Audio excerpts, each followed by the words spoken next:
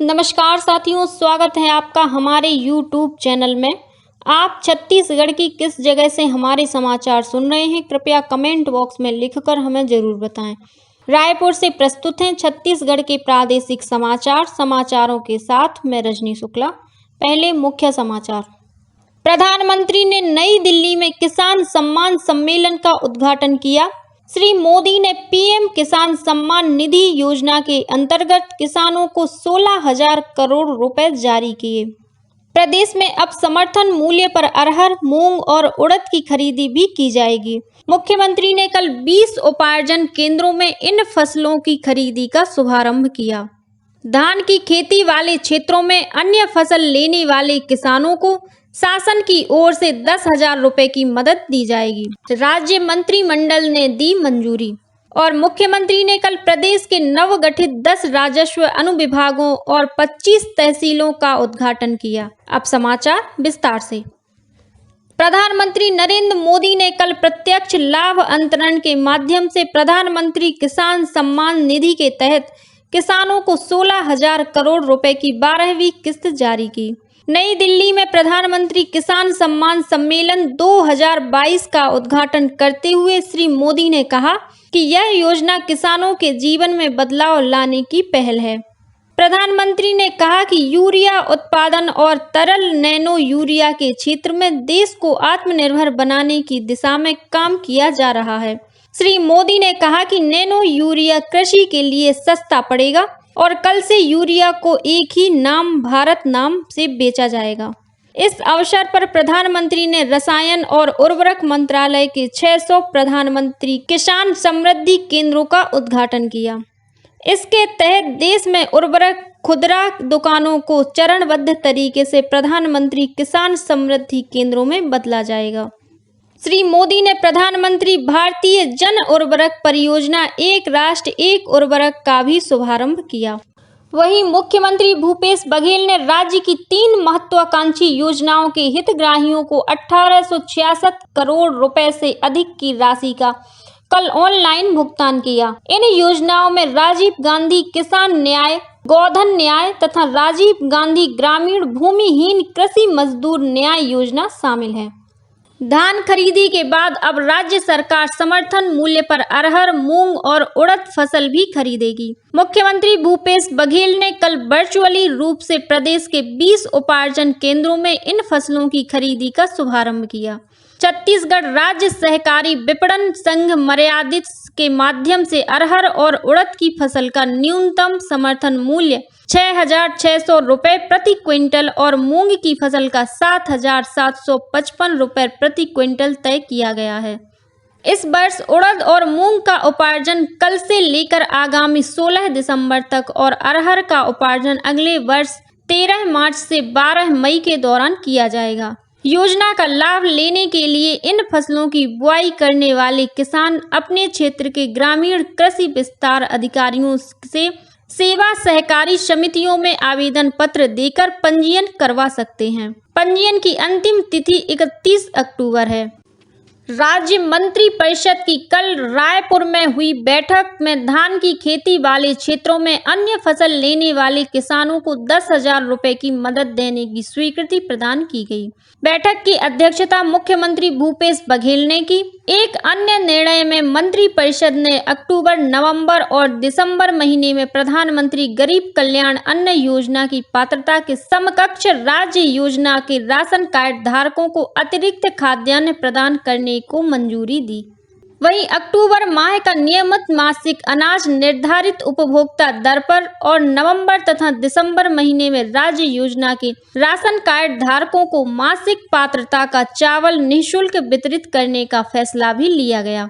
इसके अलावा बैठक में तय किया गया कि राज्य में आगामी 1 नवंबर से अगले वर्ष 31 जनवरी तक समर्थन मूल्य पर धान की खरीदी की जाएगी। इसी प्रकार मक्का की खरीदी आगामी 1 नवंबर से अगले साल 28 फरवरी तक की जाएगी। बैठक शुरू होने से पहले मंत्री परिषद के सदस्यों ने दिवंगत विधानसभा उपाध्यक्ष स्वर्गीय मनोज मंडावी को श्रद्धांजलि अर्पित की।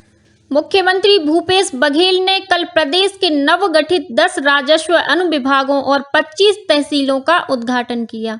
रायपुर में आयोजित वर्चुअल कार्यक्रम से श्री बघेल ने नए अनुविभाग तिल्दा नेवरा, बागबहारा, मालखरौदा, धमधा, बलरामपुर, राजपुर, भरतपुर, खड़गवा, भोपालपट्टनम और भैरमगढ़ का उद्घाटन किया।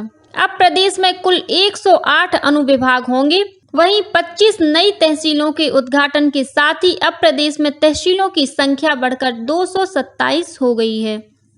मुख्यमंत्री ने कहा कि नवीन अनुविभाग और तहसीलों की स्थापना से राज्य के सभी नागरिकों को लाभ पहुंचेगा। साथ ही शासकीय योजनाओं के सुचारू रूप से क्रियान्वयन और प्रशासकीय कामकाज में कसावट लाने में सुविधा भी होगी। इसके अलावा मुख्यमंत्री ने कल वर्चुअल कार्यक्रम के माध्यम से ऑनलाइन नामांतरण पोर्टल के नए वर्जन का शुभारंभ भी किया।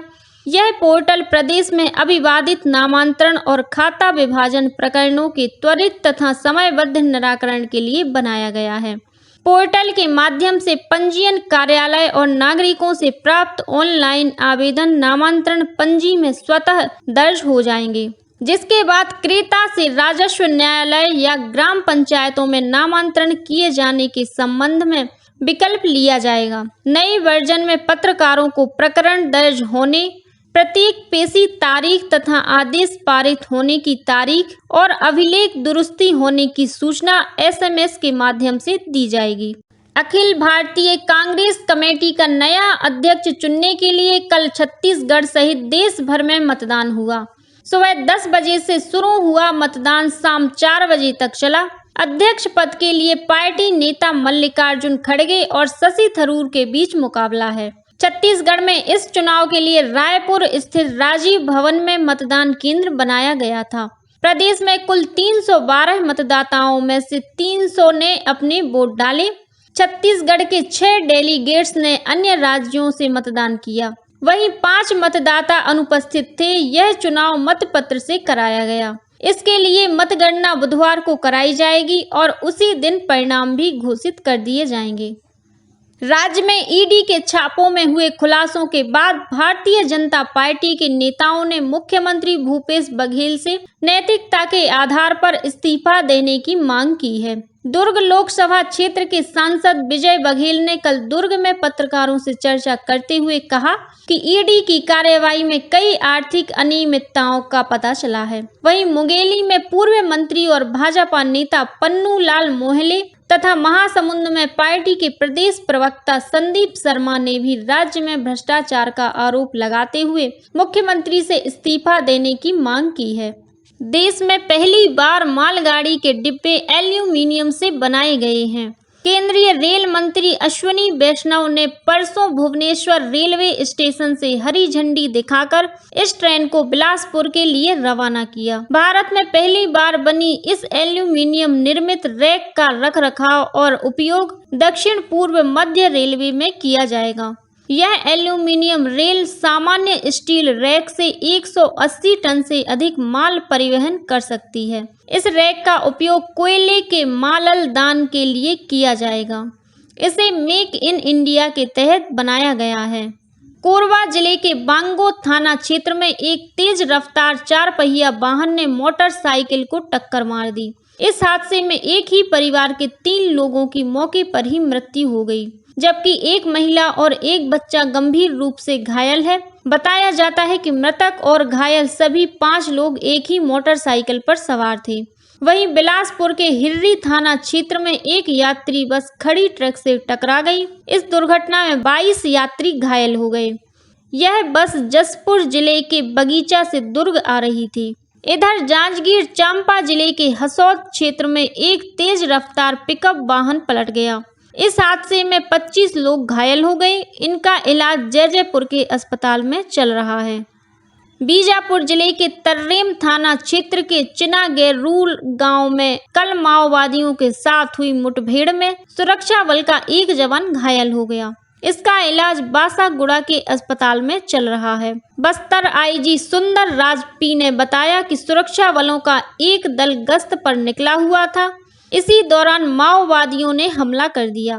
जवानों की जवाबी कार्रवाई के बाद माओवादी मौके से भाग निकले। इलाके में गश्त बढ़ा दी गई है। वहीं कांकेर जिले के अंतागढ़ ब्लॉक स्थित 4 गांव में माओवादियों ने 2 4पहिया सहित 5 वाहनों में आग लगा दी है। उधर बस्तर जिले में पुलिस ने बस्तानार बस स्टैंड के पास से माओवादियों को विस्फोटक सामग्री की आपूर्ति करने के आरोप में एक व्यक्ति को गिरफ्तार किया है। इसके पास से बूस्टर, कोडेक्स वायर, डेटोनेटर सहित अन्य विस्फोटक सामान बरामद किया गया है। और अब कुछ अन्य खबरें संक्षेप में। राज्यपाल अनुसुईया उइके ने कल अपने बिलासपुर प्रवास के दौरान प्रजापिता ब्रह्म कुमारी के सेव वाटर मिशन का शुभारंभ किया।